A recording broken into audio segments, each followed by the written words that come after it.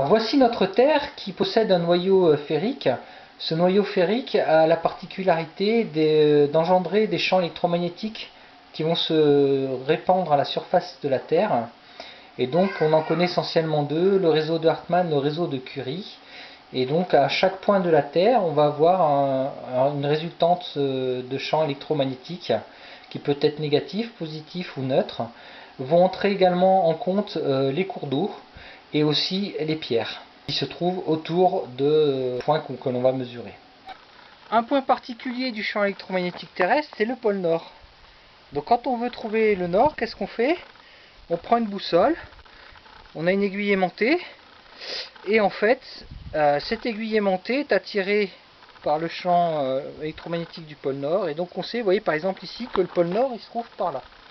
D'accord? Alors, quand on veut connaître la résultante du champ électromagnétique en un point donné, on va prendre des baguettes en fil de cuivre.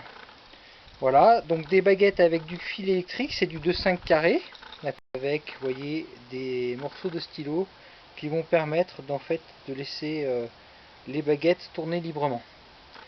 Voilà, donc on va partir. Donc là, vous voyez, si je me place comme ça, on voit que les baguettes sont parallèles les unes par rapport aux autres, donc on est sur un champ neutre.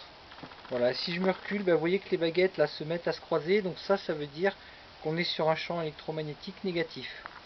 Je me recule, voilà, donc là je suis sur un champ électromagnétique positif. D'accord, les baguettes sont écartées, donc là je peux poser une ruche.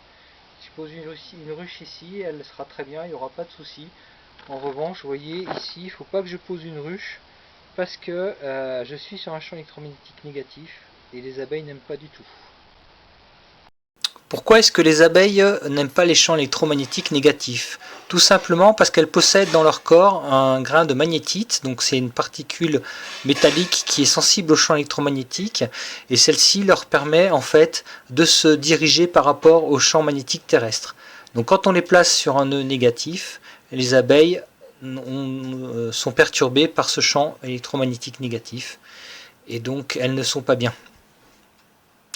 Au passage, les téléphones portables sur les ruchers engendrent des ondes électromagnétiques négatives qui perturbent énormément les abeilles et on peut avoir une augmentation de l'agressivité.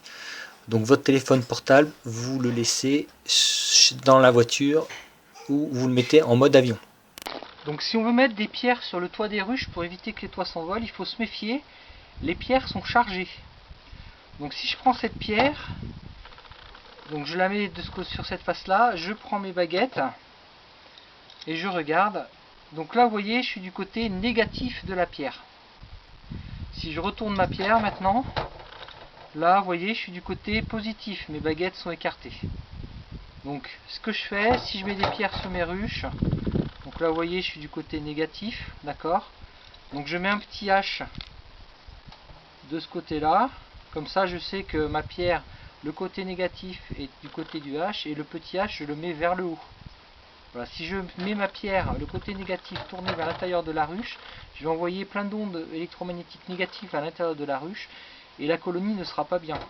Donc il faut que je pose ma pierre comme ça, le côté négatif vers le haut, le côté positif vers le bas, en direction de la ruche.